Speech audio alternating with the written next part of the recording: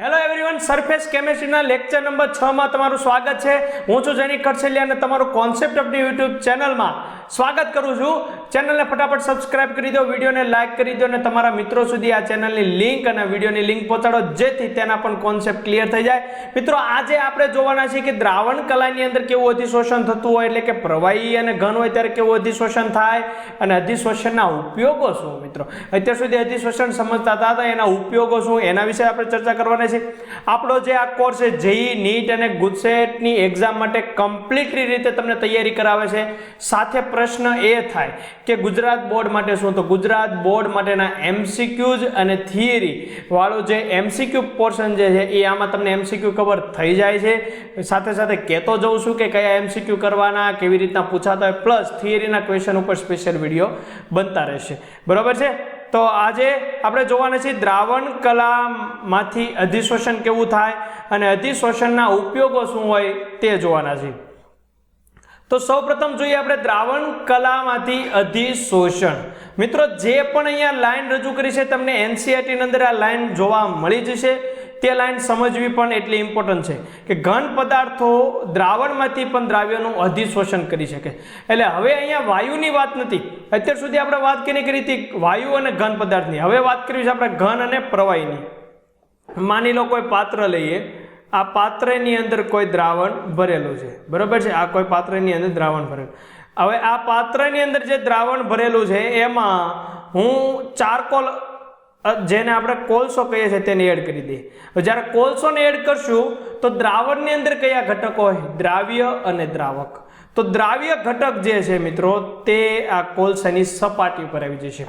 જ્યારે આ સપાટી ઉપર આવી જાય એટલે કે અધિશોષણ થાય ત્યારે આપણે કહી શકશું કે દ્રાવ્યની સાંદ્રતા કોલસાની સપાટી અથવા ચારકોલની સપાટી ઉપર વધી જશે, દ્રાવણમાં ઘટી જશે। શું બોલું છું? સાંદ્રતા એટલે કે પ્રમાણ। દ્રાવ્યનું પ્રમાણ જે પહેલા દ્રાવણમાં હતું, હવે તો એમાં કોલસો એડ કરી દીધો એટલે કે ચારકોલ એડ કરી દીધો, તો દ્રાવણમાંથી જે દ્રાવ્ય ઘટક હતો ત્યાંથી નીકળીને ક્યાં આવી જશે? કોલસા ઉપર આવી જશે, બરોબર છે। તો એવું એક ઉદાહરણ તમને આપી દીધું છે કે એસિટિક એસિડનું જલીય દ્રાવણ લઈએ, એની અંદર જો ચારકોલ એડ કરી દેવામાં આવે તો એસિડ જે પ્રમાણ દ્રાવણમાં હતું એનું પ્રમાણ હવે ક્યાં હશે? ચારકોલ ઉપર છે, કારણ કે તે ચારકોલ ઉપર શું થાય? અધિશોષિત થાય છે, બરોબર છે, જે મેં તમને એક્ઝામ્પલ સમજાવ્યું તે। એટલે કે દ્રાવણમાં એસિડની સાંદ્રતા ઘટે છે તો વધશે ક્યાં? ચારકોલની સપાટી ઉપર।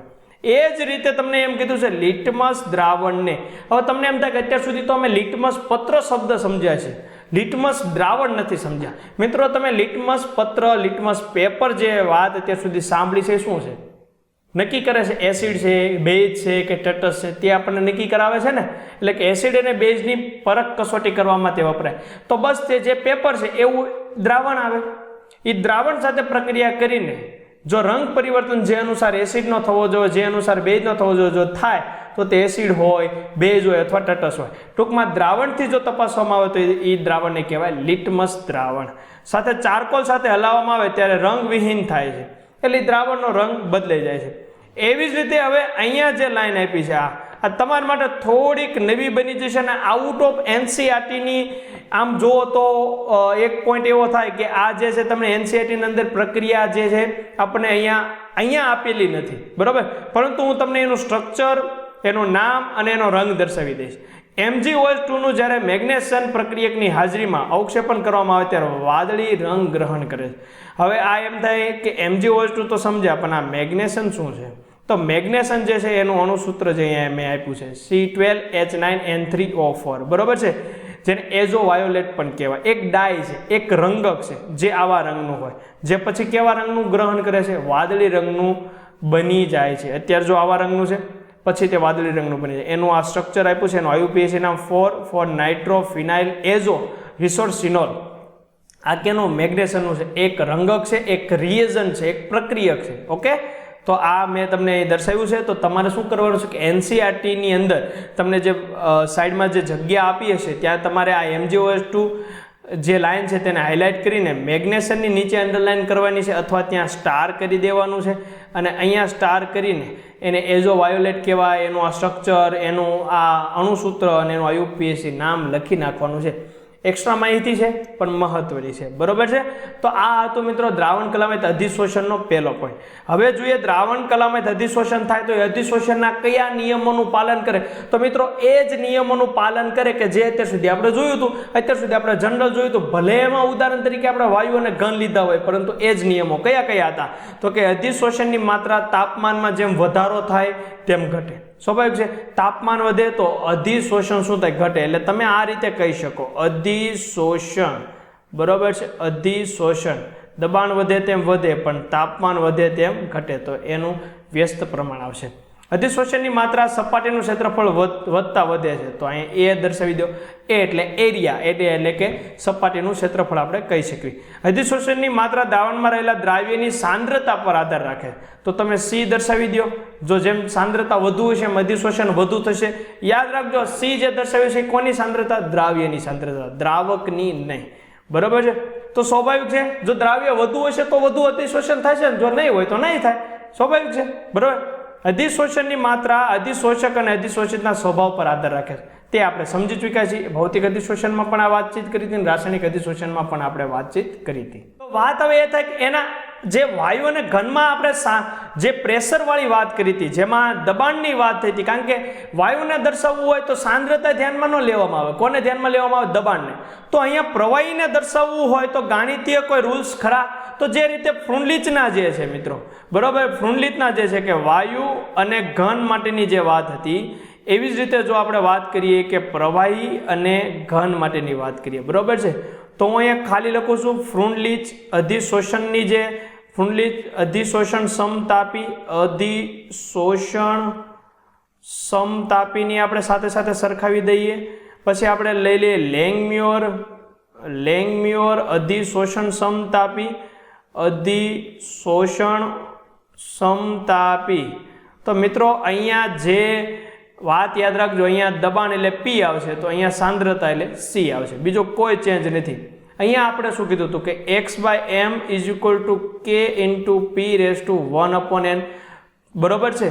तो ए ज रीते अहींया x/m = k × p नहीं आपणे त्यां शुं लई लईशुं, c लई लईशुं, सांद्रता c⁻1/n।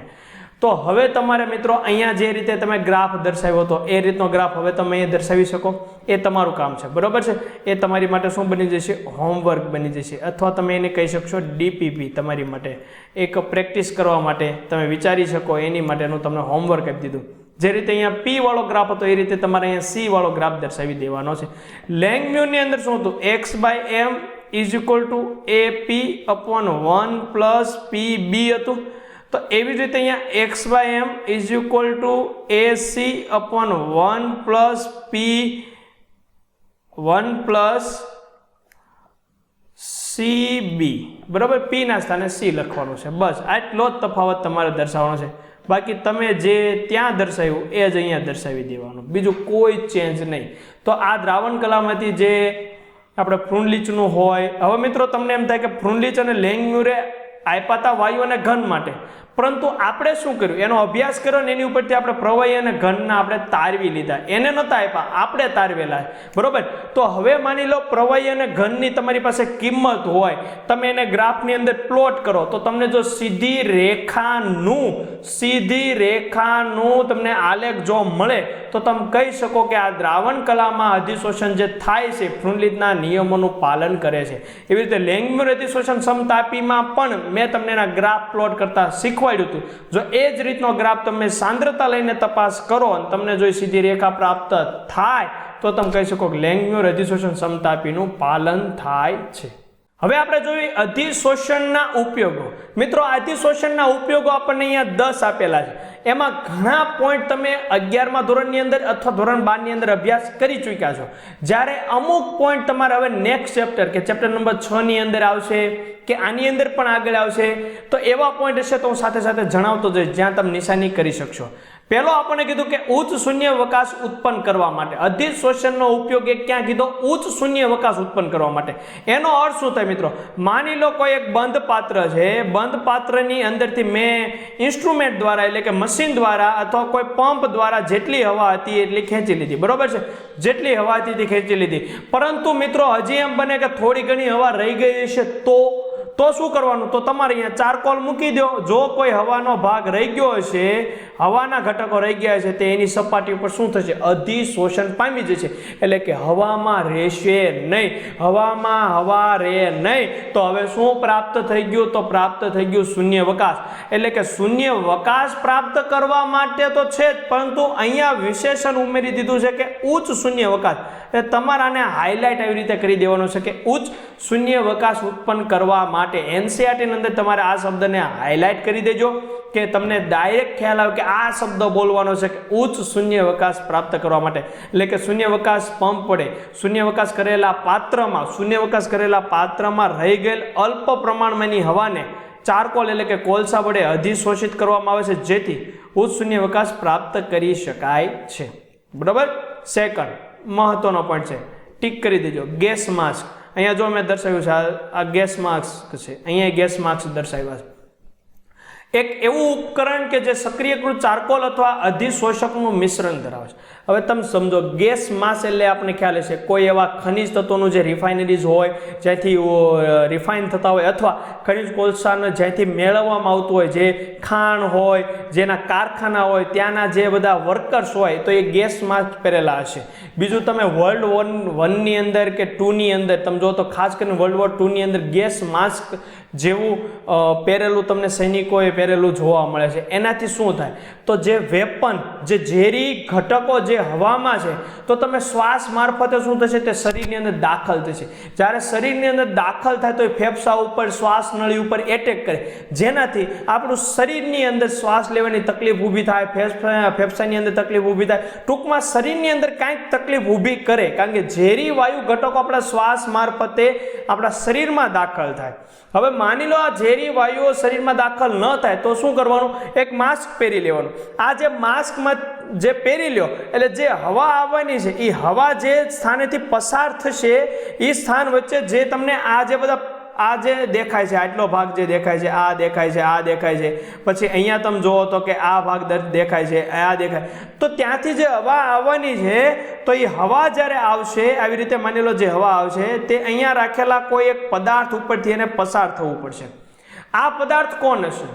તો આ પદાર્થ સ્પેશિયલી એવી રીતે ડિઝાઇન કરવામાં આવશે. માની લો કોઈ એવું ખનિજ હોય તો ત્યાં કયો વાયુ ઉત્પન્ન થાય છે, કયો ઝેરી વાયુ ઉત્પન્ન થાય, તો એને ખેંચી લેવા આકર્ષણ. દરેક સ્થાને એક હરખું નહીં હોય, દરેક સ્થાને એક હરખું નહીં હોય. બરોબર છે? તો આ એવો પદાર્થ ઉમેરવામાં આવશે જે અહીંયા વાયુઓ જે હોય છે એને પોતાની ઉપર સપાટી ઉપર રાખી લે, એટલે કે ઝેરી ઘટકોને પોતાની સપાટી ઉપર શું કરાવી દે? અધિશોષણ કરાવી નાખે. અધિશોષણ થઈ જાય એટલે બાકીની જે શુદ્ધ હવા છે એ આગળ વહન કરે, એટલે કે આપણા શ્વાસ સુધી પહોંચે. એટલે ઝેરી ઘટકો ક્યાં થયા? ત્યાં અટકી ગયા. બરોબર છે? તો એનો ઉપયોગ થાય છે કોલસાની ખાણોમાંથી નીકળતા ઝેરી વાયુને અધિશોષી લેવા માટે શ્વાસોશ્વાસ દરમિયાન વપરાય છે. હવે એક વસ્તુ મારે તમને અહીંયા એક્સ્ટ્રા એ કહેવી છે કે જ્યારે વર્લ્ડ વોર 1 બાદ જે વર્લ્ડ વોર 2 થયું હતું, બરોબર, એટલે કે વિશ્વયુદ્ધ બીજું, એની અંદર એક ગેસ માસ્ક વાપરવામાં આવ્યું હતું, બરોબર, જેનું નામ હતું બ્રિટિશ એન્ટી લ્યુસાઇટ. બ્રિટિશ એન્ટી લ્યુસાઇટ, જે અહીંયા તમે જો લ્યુસાઇટ, એનું સ્ટ્રક્ચર આવી રીતનું છે.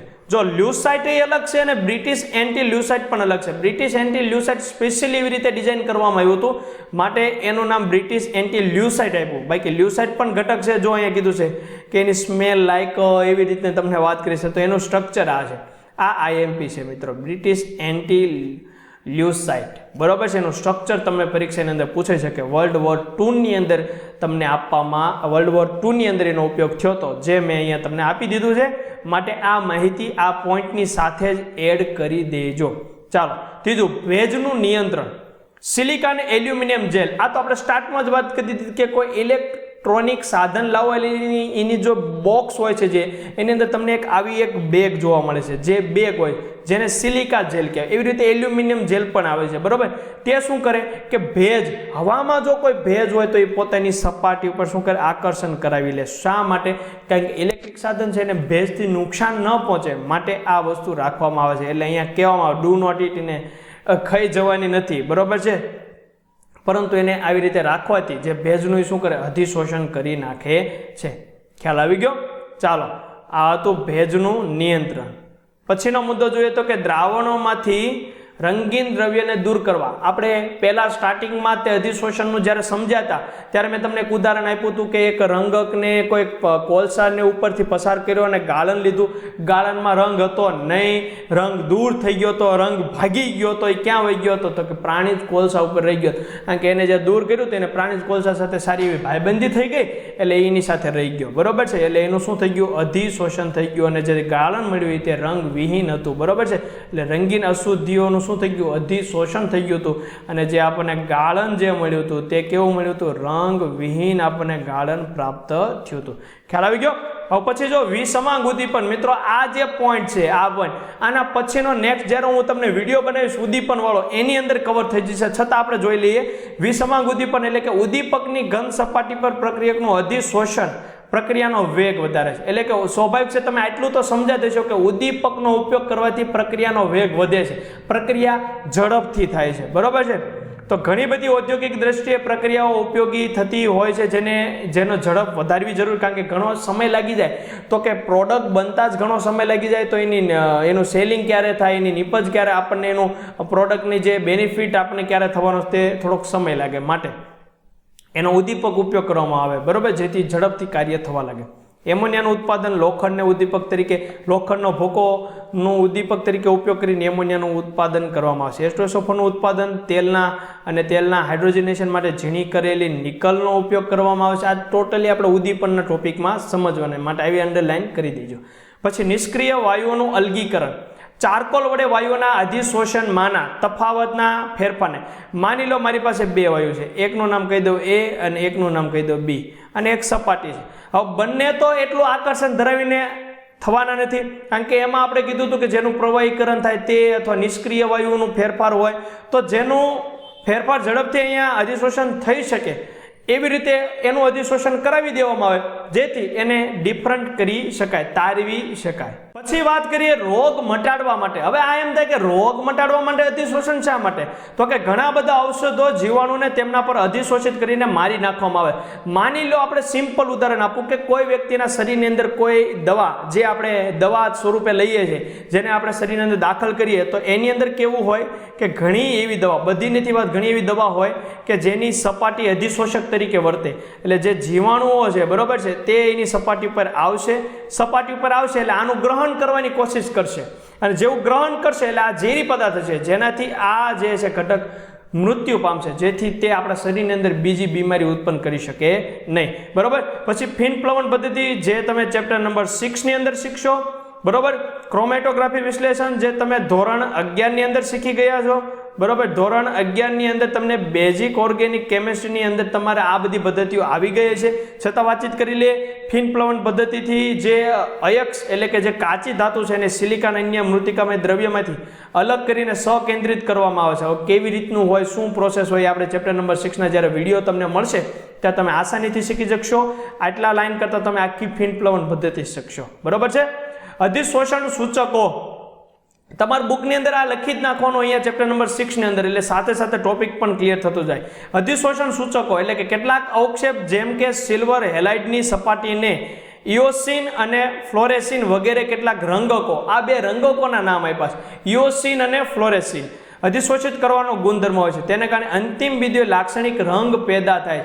એટલે કે કોઈ એવી પ્રક્રિયા હોય કે જે કમ્પ્લીટ થવાની હોય, જે લાસ્ટ પોઈન્ટ આવી જાય ત્યારે આપણને ખબર પડે કે હવે પ્રક્રિયા કમ્પ્લીટ થઈ ગઈ, ત્યારે એની માટે વપરાય કે ઇઓસિન ને ફ્લોરેસિન છે જે કે લાસ્ટ સેશનને લાસ્ટ બિંદુ એટલે કે છેલ્લા પોઈન્ટે એનો રંગ બદલે, જેથી તમે કહી શકો કે હવે આ પ્રક્રિયા પૂર્ણ થઈ ચૂકી. તો ત્યાં એનો ઉપયોગ થતો હોય છે. ક્રોમેટોગ્રાફી વિશ્લેષણમાં પણ ક્રોમેટોગ્રાફી શું હોય છે કે ક્રોમેટોગ્રાફી લેયર હોય, ક્રોમેટોગ્રાફી પત્રક હોય, એની ઉપર જે બિંદુઓ દર્શાવેલા હોય ત્યાં અધિશોષણ થાય, જેથી તમે કહી શકો કે આ દ્રાવણની અંદર કયા ઘટકનું પ્રમાણ કેટલું છે એનું વિસ્તારપૂર્વક તમને માહિતી ધોરણ 11 માંથી મળી ગઈ છે.